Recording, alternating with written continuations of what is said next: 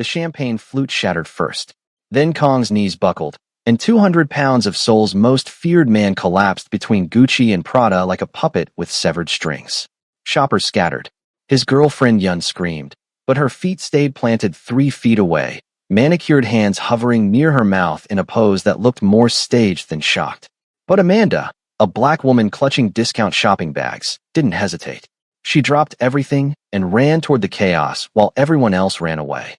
Her hands were already moving before she reached him, before his bodyguards could block her path, before logic could remind her that touching a Korean mafia boss without permission was a death sentence. His lips were turning blue. She had maybe 90 seconds. Move, Amanda commanded, her voice cutting through the panic with surgical precision. The lead bodyguard's hand went to his weapon, but something in her eyes made him pause. She was already tilting Kong's head back, checking his airway, her fingers finding his pulse point with the confidence of someone who'd done this before. Too many times before. He's not breathing properly. Somebody call an ambulance now. She positioned her hands on his chest, but not for CPR. Instead, she pressed 2 fingers beneath his ribs in a specific sequence, a technique that made the nearest bodyguard's eyes widen. "Where did you learn that?" he whispered in Korean. Amanda didn't answer. She was counting, pressing, waiting. Kong's chest spasmed once, twice. Then his breathing shifted, ragged but present. Yun finally moved closer, her designer heels clicking against marble. "Get away from him. Who do you think you are?" Amanda's eyes never left Kong's face. "Someone who knows what I'm doing. Which is more than I can say for you." The bodyguards shifted, uncertain. In their world, disrespect meant blood. But this woman had just done what none of them could. She'd brought their boss back from the edge while his girlfriend stood frozen like a frightened ornament. Kong's eyes fluttered open, unfocused and afraid. His hand reached up, grasping blindly, and found Amanda's wrist. His grip was weak but desperate. "Don't let go," he managed to whisper in English, his voice broken. "Please don't let go." Sirens wailed in the distance. Yun's face twisted into something ugly beneath her perfect makeup, and Amanda felt the weight of every eye in that mall pressing down on her, wondering the same thing the bodyguard had asked. Where does a random black woman learn a technique that only appears in classified military medical training and elite protection protocols? The kind of technique that Kong's late sister used to practice until the family made her disappear. But here's where everything you think you know gets shattered like that champagne glass. Because Amanda isn't random. And she wasn't supposed to be in Seoul today. She was supposed to be 3,000 miles away, hiding from the same family whose dying heir was now clutching her hand like she was his last prayer. Welcome to True Soul Stories, where we dive deep into stories that'll keep you up at night. If you're new here, hit that subscribe button right now because trust me, you're going to want to see how this ends. And if you're already part of the family, drop a comment and let me know if you saw that twist coming. Now let's get into what happened next. The paramedics arrived in a chaos of flashing lights and rapid Korean that Amanda only half understood. But she understood enough. Understood the way they looked at her hands still pressed against Kong's chest. Understood the suspicion in their eyes that said foreign woman, black woman, what did you do to him? "I stabilized him," she said in careful Korean, her accent decent but marked. "He had a vasovagal episode complicated by what I think is an underlying cardiac condition. His airway was compromised. I used the Erickson maneuver to restore proper breathing." The lead paramedic froze mid-reach for his equipment. "The Erickson maneuver? That's not standard protocol. Where did you? Does it matter?" Amanda cut him off. "He's breathing. Check his vitals." They did. And everything she'd said was correct, which only made them look at her with more suspicion, more questions forming behind their professional masks. Yun pushed forward, tears streaming down her face now, her voice rising in pitch. "My fiancé, my poor darling, I was so scared, I didn't know what to do." She reached for Kong's hand, the one still wrapped around Amanda's wrist. Kong's grip tightened on Amanda. His eyes, clearer now, found hers. "Stay," he whispered. Just that one word, but it carried the weight of a command even in his weakened state.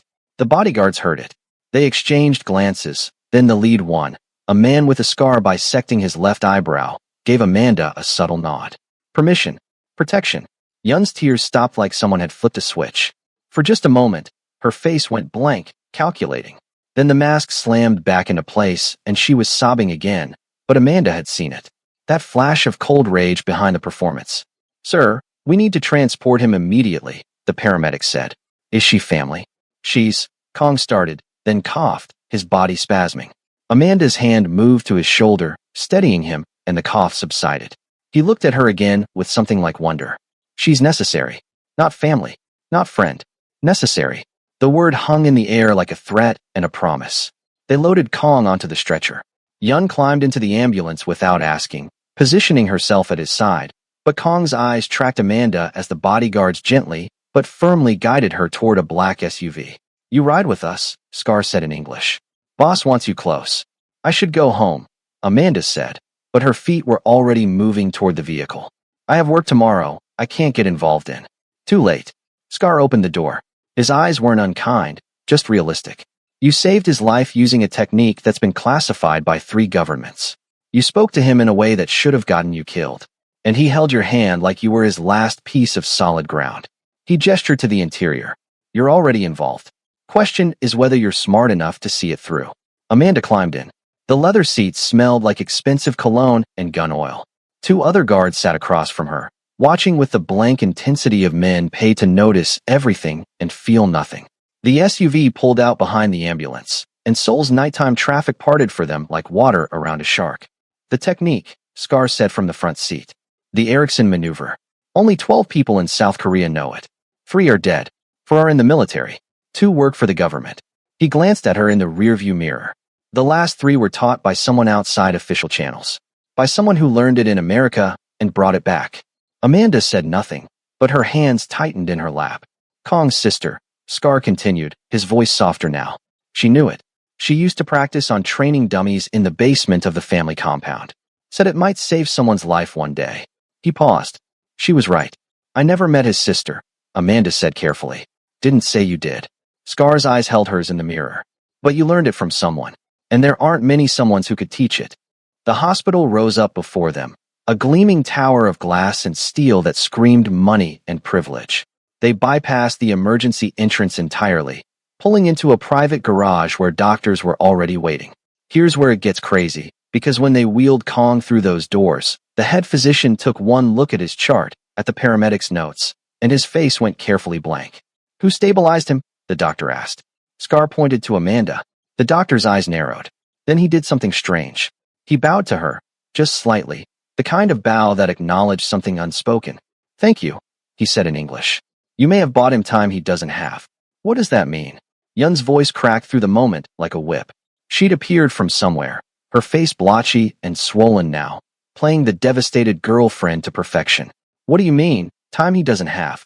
Is he dying? Tell me right now. The doctor's face became a professional mask. Let's discuss this in my office. Family only. I'm his fiancé, Yun said immediately. And I'm his head of security, Scar added. I have medical power of attorney in case he's incapacitated. She stays. He pointed to Amanda. I'm not family, Amanda protested, but Scar's hand on her elbow was gentle and immovable. Boss's orders, he said quietly. Necessary, remember? They filed into a private office that looked more like a luxury hotel suite than a hospital room. The doctor closed the door, pulled out a thick medical file, and dropped it on the desk with a heavy thud. Your fiancé, he said to Yun, has been terminal for 6 months. The world tilted. Yun's hand flew to her mouth, but Amanda was watching her eyes. Watching the way they didn't widen with shock. Watching the way her pupils didn't dilate with surprise. Watching the micro-expression that flashed across her face before the grief mask dropped. She already knew. Terminal. Yun's voice trembled perfectly. But he's been fine. He's been working. We've been planning the wedding. He has a rare degenerative cardiac condition, the doctor continued. Genetic. Untreatable in its advanced stages. We've been managing it with medication and monitoring, keeping him comfortable. But today's episode suggests we're entering the final phase. He paused. I'm sorry, but realistically, he has weeks. Perhaps a month if we're fortunate. Scar's face had gone gray. The other guards stood frozen, processing the death of the man they'd sworn to protect. But Yun's face was doing something else entirely. Something that made Amanda's stomach turn. She was calculating. Weeks, Yun repeated softly. Then louder, with building hysteria. Weeks? We were supposed to get married next month. We were supposed to have a life together. She turned to Scar, her eyes wild and wet. We need to move the wedding up. Immediately. I need to be his wife before. Her voice broke convincingly. I need to be with him legally. For medical decisions. For everything. He has family for that, Scar said carefully. His family abandoned him. Yun's voice rose. I'm the one who's been here. I'm the one who loves him. We need to get married this week. Tomorrow, if possible. Amanda watched this performance and felt ice crystallize in her veins.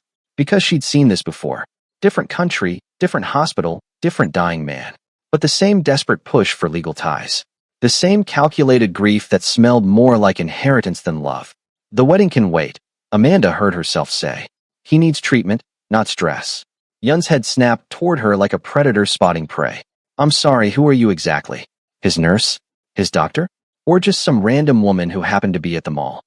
Someone who saved his life, Scar said quietly, and there was warning in his voice.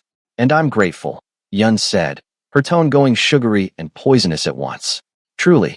But this is family business now. You can go. We'll make sure you're compensated for your help. She was trying to buy Amanda off. Trying to make her disappear like a problem solved with money. Amanda should have left. Should have walked out those doors and back to her small apartment in Itaewon and her anonymous life teaching English to bored teenagers. Should have stayed hidden like she'd been doing for 3 years. But Kong's voice whispered in her memory, don't let go. And underneath that, another voice, one she'd tried to forget. A woman's voice, Korean and kind and fierce, saying the words that had changed Amanda's life.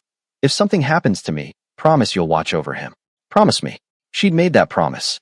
And then Kong's sister had vanished, erased by the family for the crime of wanting to choose her own life. Amanda had thought she'd failed. Thought running to America, dropping out of nursing school, hiding from the life she'd almost had meant breaking her promise. But here he was, dying. And his girlfriend was already measuring him for a coffin while calculating her inheritance. I'd like to see him, Amanda said. Before I go. Absolutely not. Yun started, but Scar was already moving toward the door. Boss asked for her, he said simply. That's the end of it. Yun's face did something ugly, just for a second. Then she smiled, cold and sharp. Of course. How silly of me. You must want to make sure your good deed is appreciated. She linked her arm through Amanda's with false warmth, her nails digging in just enough to hurt. Let's go see him together. They walked through sterile hallways that smelled like antiseptic and despair. Past rooms full of the dying and the recovering. Past nurses who bowed to Scar without making eye contact. Past the ordinary world into the private wing where Korea's elite came to suffer behind closed doors. Kong's room was at the end. 2 guards stood outside, straightening when they saw Scar approach. He's awake, one said, asking for the woman from the mall. Yun's nails dug deeper into Amanda's arm. The door opened, and there he was, pale against white sheets, oxygen tube running to his nose, monitors beeping a steady rhythm that could stop at any moment. His eyes were closed, his face drawn with pain, his body looking smaller somehow, less dangerous, more human. Then his eyes opened, found Amanda, and something in them shifted, softened, broke open. You came, he whispered. I came, Amanda said, and felt Yun's nails draw blood. But wait, because this is where the night took a turn nobody saw coming. A nurse entered behind them, young and nervous, holding a tray of medications. She approached Kong's fore, preparing to inject something into the line. Amanda's training kicked in before her brain could catch up. She was across the room in 3 strides, her hand catching the nurse's wrist before the plunger could descend. What is that? Amanda demanded. The nurse's eyes went wide. His medication. The doctor prescribed. What medication exactly? I don't have to explain myself to you. Let go of me. Amanda looked at the syringe, at the clear liquid inside, at the label that said one thing while her instincts screamed another. She'd seen this drug before. Seen what it did to patients with cardiac conditions. Seen how it accelerated the end while looking like natural progression. Don't give him that, Amanda said quietly. Please. It'll kill him faster. The room went silent. Scar moved closer, his hand near his weapon. Yun's face cycled through shock to outrage to something calculating. How dare you, Yun breathed. How dare you come in here and accuse his medical team of... I'm not accusing anyone, Amanda said, still holding the nurse's wrist. I'm saying that drug, in combination with his condition, will accelerate cardiac deterioration. It's contraindicated for his specific genetic markers. You can't possibly know his genetic markers, the nurse said, but her voice wavered. Can't I? Amanda met her eyes. Can't I know that he has the K417 mutation? That he's allergic to beta blockers? That his sister had the same condition and died in a hospital just like this one after receiving medication just like that? The air left the room. Kong's hand shot out from the bed, grabbing Amanda's arm with surprising strength.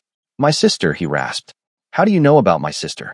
But Amanda couldn't answer, because Yun was screaming now, calling for security, demanding Amanda be arrested for assault and interference.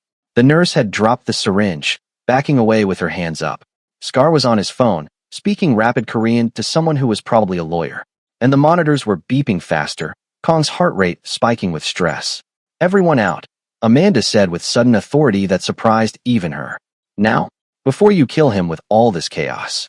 You don't give orders here, Yun snarled. I do.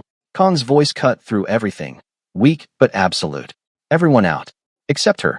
His eyes locked on Amanda. I need to understand. I need to know how you know what only my family knows. What only my sister knew. Yun looked like she wanted to commit murder. But she smiled instead, touched Kong's face with gentle fingers, and whispered, Of course, my love. I'll be right outside. Just call if you need me. She shot Amanda a look that promised retribution, then swept out with the nurse trailing behind her. Scar lingered at the door. Want me to stay, boss? No. Kong's eyes never left Amanda. But check that medication. All of it. And find out who prescribed it. Scar nodded and left, closing the door with a soft click that sounded like a cell closing. They were alone. Kong studied Amanda with the intensity of a man who'd spent his life reading people for survival. You knew my sister, he said. Not a question. Yes. She's supposed to be dead. I know. But you don't think she is. Amanda's breath caught. I don't know what she is. I just know she made me promise something. And I'm trying to keep it. Kong's hand was still on her arm, and now his fingers traced a pattern there, a specific rhythm that made Amanda's eyes widen. It was the same pattern his sister used to tap when she was thinking. The same unconscious gesture Amanda had seen 1,000 times in their small dorm room in Boston, when they'd stayed up studying anatomy and dreaming about saving lives. She taught you, Kong whispered. She taught you everything. Almost everything. Why didn't you tell me at the mall? Why the pretense? Because I wasn't supposed to be here. Because I promised her I'd stay away from your world. Because, Amanda's voice cracked. Because she told me if I ever came back, if I ever contacted your family, they'd kill me for knowing what I know about her. What do you know? Amanda looked at this dying man, this dangerous man, this man whose sister had been her best friend and savior, and the reason she'd learned to be strong. And she made a choice. I know she didn't run away because she was scared, Amanda said quietly. I know she ran because she was pregnant. And I know your family would rather kill her than let her ruin their plans with an air they couldn't control. The monitor's beeping stuttered. Kong's face went white, then gray. His hand fell away from Amanda's arm. Pregnant, he repeated. She was pregnant. 10 weeks when she left school. She made me swear I'd never tell your family. Said it would get both of us killed.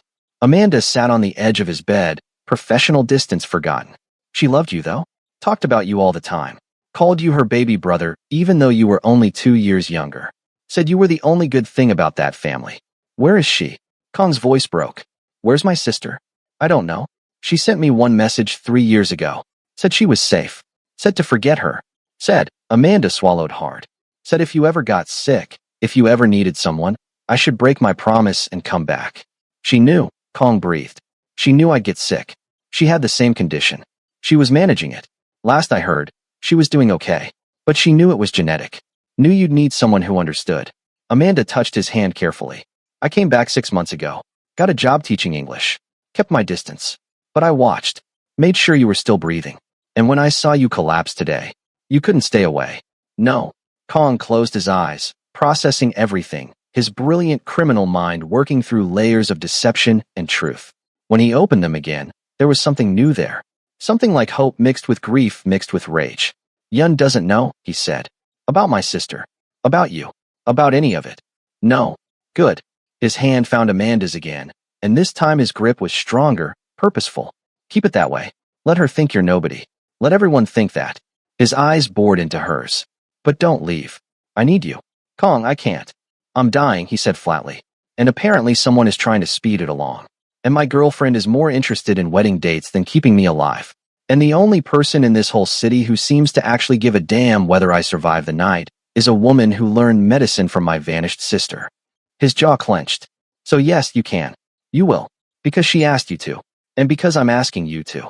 It wasn't a request. It was a command from a man used to being obeyed.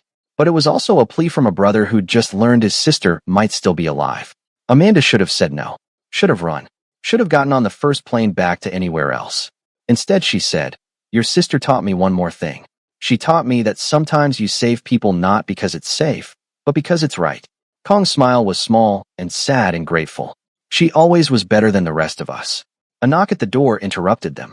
Scar entered without waiting for permission, his face grim. "The medication," he said. "It was prescribed by Dr. Chun, the family physician.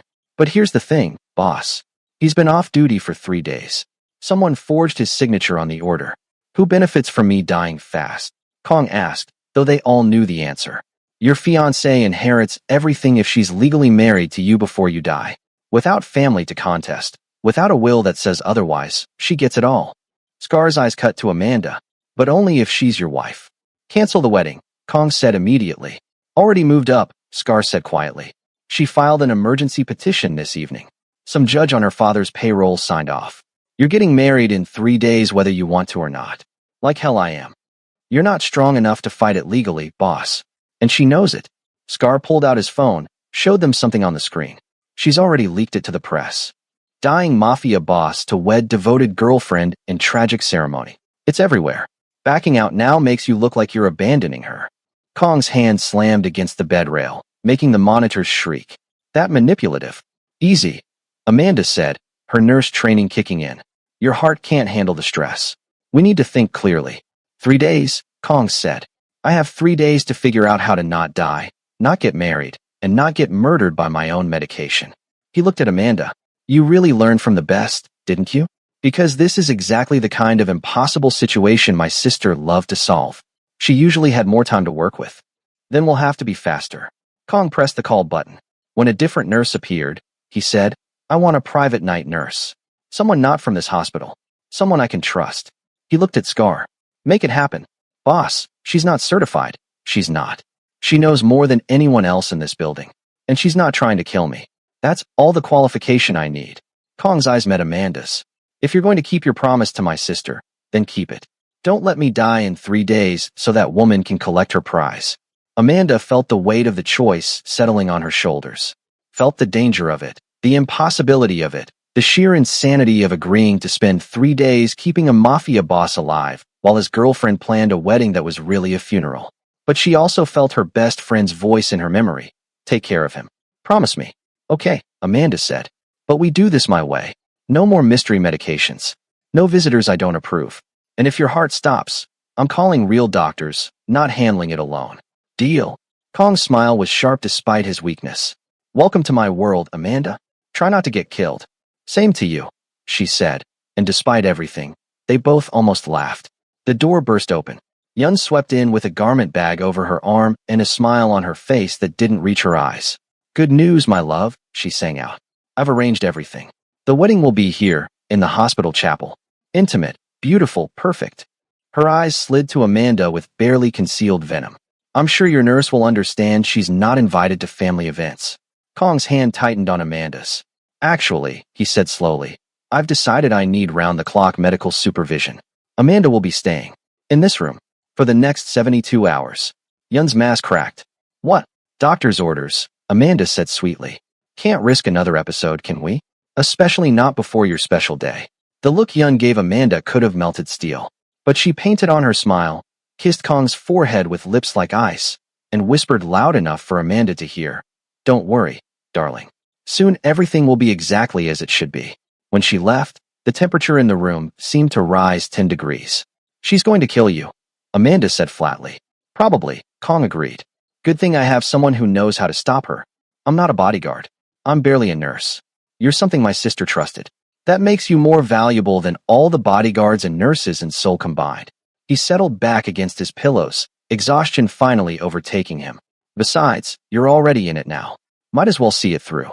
Amanda looked at this dying criminal who looked nothing like his dangerous reputation in this moment. Just a scared young man who'd learned his sister might still be breathing and his girlfriend might be planning murder.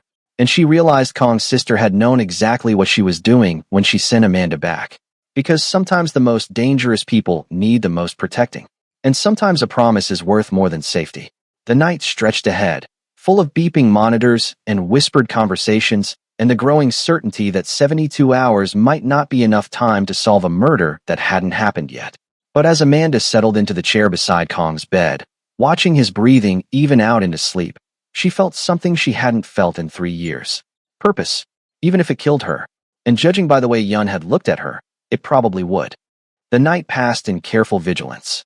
Amanda checked every medication, questioned every nurse, monitored every change in Kong's vitals with the paranoia of someone who knew death could come wearing a hospital uniform and a friendly smile. Scar brought her coffee at 2 a.m., strong and black. "You don't have to do this," he said quietly. "Whatever promise you made, whatever debt you think you owe, it's not worth your life. Isn't it?" Amanda took the coffee gratefully. "Your boss's sister pulled me out of a pretty dark place. Gave me purpose when I had none. Taught me I could be more than what the world expected." She sipped the bitter liquid. "I owe her everything, including this." Scar studied her for a long moment. "She talked about you once. Years ago, before she left. Said she had a friend who was going to change the world. Said you had hands that could heal anything." He paused. "She'd be glad you came back. You knew her?" "I was assigned to protect her. Failed pretty spectacularly at that." His scarred face tightened. "When she ran, the family wanted me dead. Kong saved my life. Said his sister would have wanted me to live. That she'd forgive my failure even if they wouldn't. So we're both here because of her. Seems that way." Scar glanced at Kong's sleeping form. "He's a good man, despite what the world thinks. Inherited his father's empire, but not his cruelty. His sister raised him more than anyone else did. Made him believe in things like honor and mercy. Dangerous things in your world. Fatal things," Scar agreed. "Which is why people like Yun smell weakness." He pulled out his phone, showed Amanda a series of texts. "She's been messaging the family lawyer all night. Pushing papers through. Emergency power of attorney. Expedited will changes. Everything designed to make her untouchable once he's gone. Can we stop her legally? Not in 3 days. And not while he's too weak to fight." Scar pocketed his phone. "Which means we keep him alive and keep her away. However necessary." The way he said, "however necessary," suggested solutions that didn't involve courtrooms. "No killing," Amanda said firmly. "We're trying to prevent death, not cause it. Even if she's trying to cause his? Even then. Because that's what separates us from people like her." Amanda set down her coffee cup. "Besides, his sister taught me something else. She said the best revenge against people who want you dead is living well and watching them fail." Scar's scarred face cracked into something like a smile. She really was the best of them, wasn't she? She really was. Kong stirred then, his eyes opening in the dim light. "Are you two bonding over my sister's wisdom while I'm trying to sleep?" "Yes," Amanda said. "Also making sure you don't stop breathing. Which you're welcome for, by the way." Kong's laugh was weak but genuine. "How's my heart?" "Stable. For now." Amanda checked his monitors, noting the readings. "But you need rest. Real rest. Not this half-sleep where you're listening to everything we say. I'm saying you need to stop being a mafia boss and start being a patient. At least for a few months." Kong snorted. "My family will love that. Showing weakness is basically begging for a coup." "Then fake it," Amanda said. "Play dying until you're actually recovering. Let them fight over your corpse while you get stronger in secret. That's actually not a terrible plan." Kong looked thoughtful. "But it requires Yun believing I'm dying on schedule. And you being here undermines that. So we make me look incompetent. Make it seem like I'm failing to keep you alive. Let her think she's winning." Amanda's mind was working now, falling into the strategic thinking Kong's sister had taught her. "We stage setbacks. Make you look worse than you are. And when she tries to accelerate things, we catch her in the act. With evidence even my family can't ignore," Kong added. "I like it. Dangerous. Probably going to get us both killed, but I like it." "Story of my life lately," Amanda muttered. A scream cut through the quiet hospital. Then another. Scar was out the door before Amanda could move, his weapon drawn. Kong tried to sit up, and Amanda pushed him back down. "Stay," she commanded. "Whatever's happening out there, you're in no condition to help. It could be an attack. Which is why you need to stay alive and hidden, not run into gunfire." Scar's voice crackled over the radio clipped to Kong's bed rail. "It's okay, boss. Just a patient in distress. But you should know, Miss Yun was in the medication storage room when it happened. Alone." Amanda and Kong's eyes met. "She's tampering with something," Amanda said. "Or taking something." Kong's jaw clenched. "Scar, lock down that room. I want inventory of every medication. Now. On it." 20 minutes later, Scar returned with a grim expression and a tablet showing inventory logs. 3 vials of medication missing, he said. "All cardiac medications that would be contraindicated for your condition." "Let me guess," Kong said. "The same ones prescribed earlier?" "Worse." These are the kind that cause immediate cardiac arrest in patients with K417 mutation. Look natural, undetectable unless you're looking for them specifically. Scar's expression darkened. She's done her homework. Or someone's done it for her, Amanda said. These aren't medications a normal person would know about. She's got help. The family doctor, Kong realized. Dr. Chun. He knew about my mutation. About my sister's death. His eyes widened. He's been on Yun's payroll this whole time. Which means she's been planning this for months, Amanda said. Maybe longer. Since before you got really sick. The implications hung heavy in the air. Yun hadn't just seized an opportunity. She'd been engineering Kong's death from the beginning, waiting for nature to give her the cover she needed. I'm going to kill her, Kong said flatly. No, you're not, Amanda said. Because that's what she wants. For you to do something stupid and violent that justifies whatever final move she's planning. She stood, pacing. We need proof. Real proof.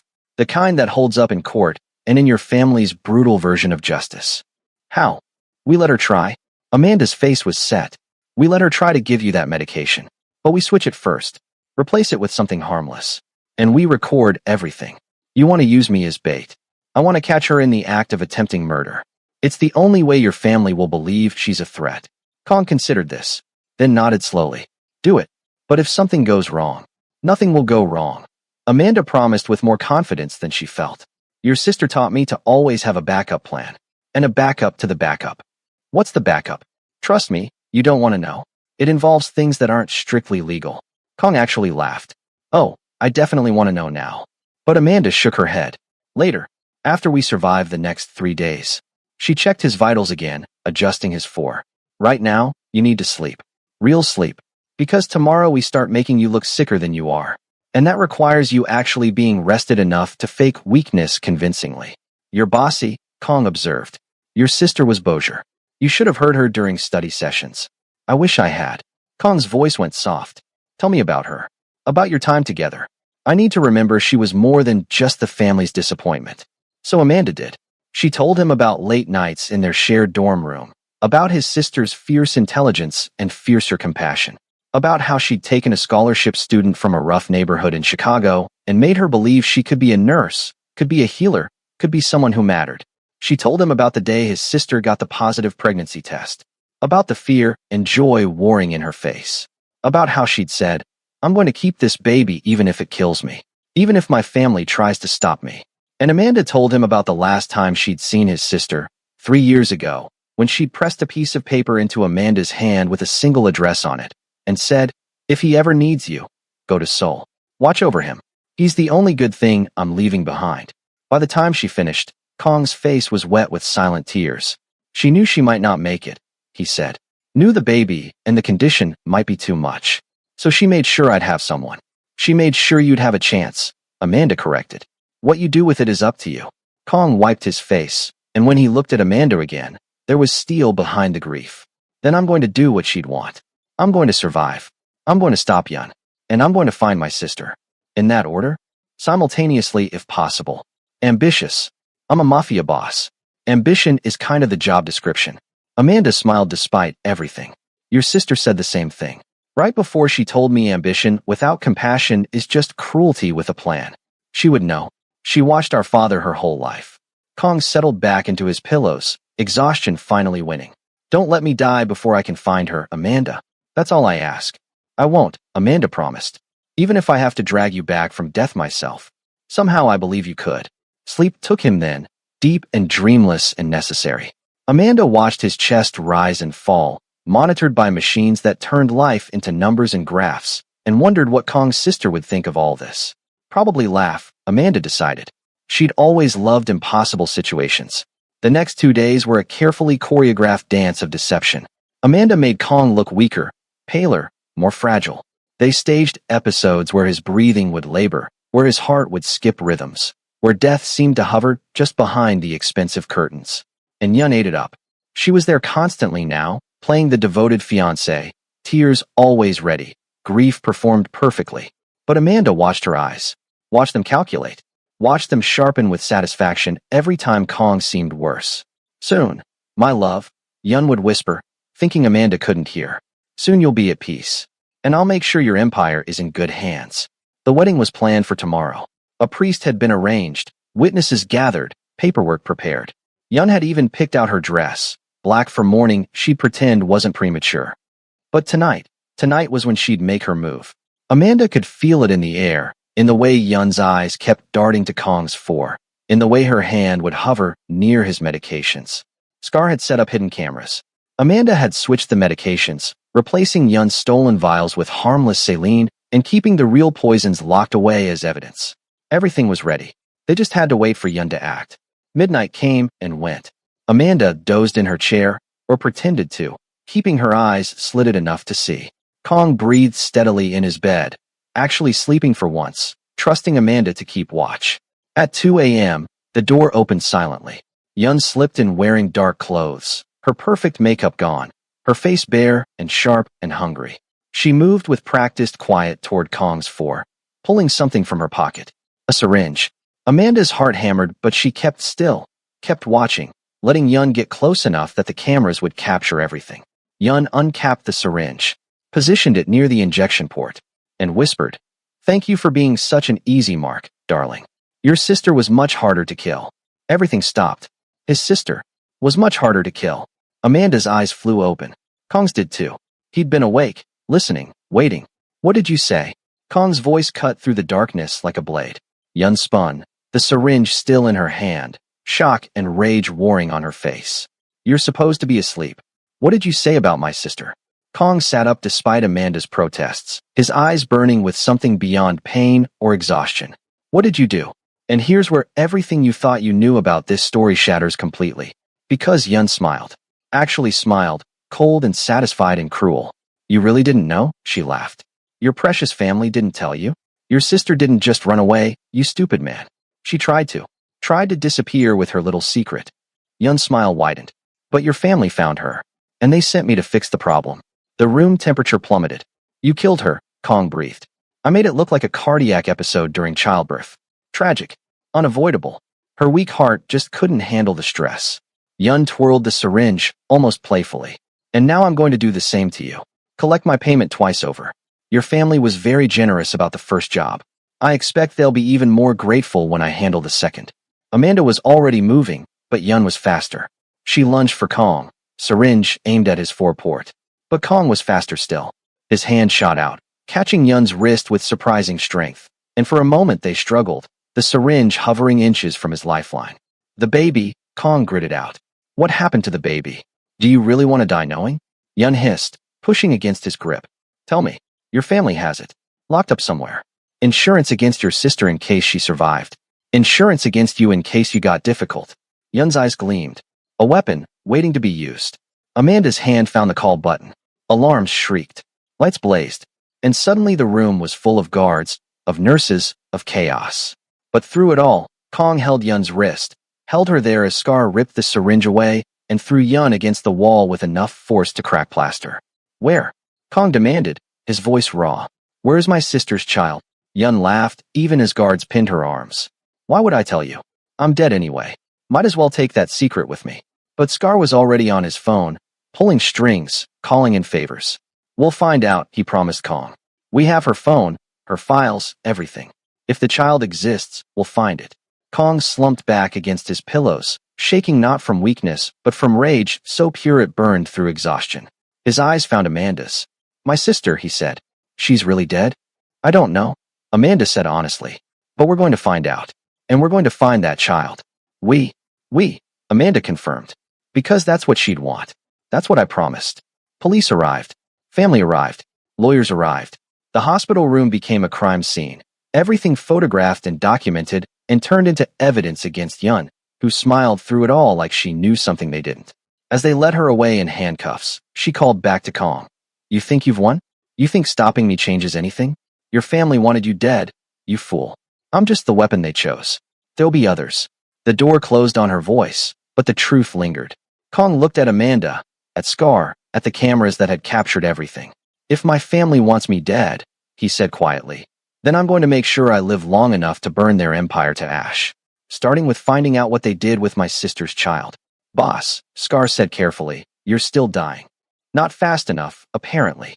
Kong's smile was grim. "Amanda, how long can you keep me alive if I actually rest?" and stop letting people poison me. 6 months. Maybe more with proper care. That's enough time.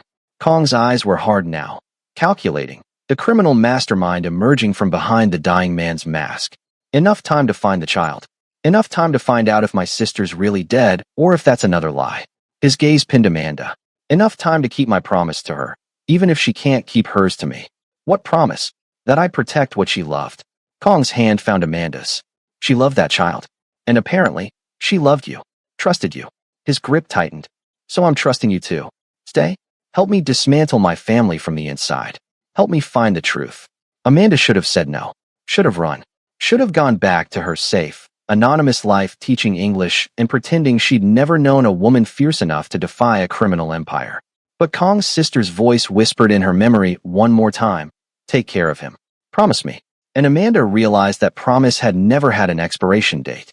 "Okay," she said, "but we're doing this smart. No rushing in. No getting yourself killed before we find answers. Deal? And you're following my medical advice. All of it, including the vegetables." Kong actually smiled. "You drive a hard bargain. I learned from your sister." "Of course you did." The dawn broke over Seoul, painting the sky in shades of orange and gold. Kong's wedding day, that would never happen. His death day, that had been postponed by truth and treason and a black woman who'd kept a promise she'd made 3 years ago. Somewhere in the city, a child waited, unknown and hidden, the last piece of Kong's sister walking around with her blood and her stubborn refusal to die quietly. And somewhere, maybe, hopefully, impossibly, Kong's sister herself might still be breathing, might still be fighting, might still be waiting for her brother to find her. But that's a story for another time. Because right now, as Amanda checked Kong's vitals and found them stronger than they'd been in weeks, as Scar cataloged evidence that would bring down half the family, as the morning news reported a foiled murder and a scandalous betrayal, one thing became clear. This wasn't an ending. It was a beginning. The beginning of a war between a dying Mafia boss and the family that wanted him dead. The beginning of a search for a child who shouldn't exist. The beginning of a truth that could destroy an empire or save it. And at the center of it all, two people bound by a promise to a woman who defied her world and paid the price. If Kong's family thought they could kill their way to peace, they were about to learn what his sister had always known. Some people refuse to die quietly. Some promises can't be broken. And some women, when pushed, push back hard enough to move mountains. Amanda smiled at Kong, at this complicated, dangerous, dying man who'd just declared war on his own blood. "Your sister would be proud," she said. "She'd probably say we're idiots." That too. But she'd help anyway. She always did. Outside the hospital room, Scar fielded calls from the family, spinning stories, buying time. Inside, Kong rested while Amanda planned their next move, their impossible search, their war against the people who'd taken everything. And somewhere in Seoul, a child played or cried or laughed, unaware that their existence was about to change everything. The monitors beeped steady rhythms. The sun climbed higher. And Amanda realized that in trying to keep one promise, she'd stepped into a story bigger and more dangerous than she'd ever imagined. But here's the thing about impossible promises. Sometimes they're the only ones worth keeping, even if they kill you. Especially if they kill you. If you made it this far, you absolute legend, I need you to do something for me right now. Hit that like button so hard it breaks. Then drop a comment telling me if you think Kong's sister is really dead or if she's out there somewhere waiting to blow our minds.